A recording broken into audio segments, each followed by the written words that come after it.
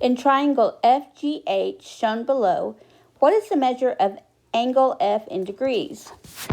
Well, we know from the sum of angles rule that a triangle, all the angles should equal up to 180. So F is our unknown triangle, so we know that F would be our variable if we set up an equation.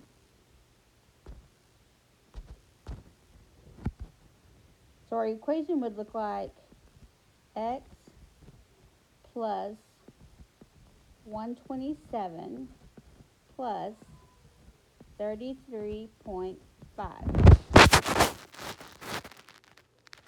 equals 180.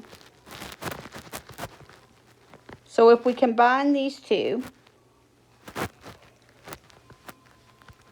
it would be x plus 160.5 equals 180. So we have to isolate the variable.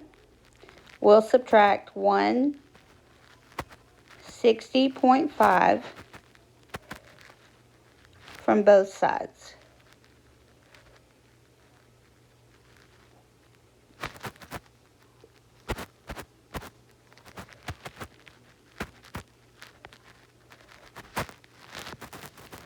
And that would give us x equals 19.5. And so the angle of F would be 19 5/10 degrees.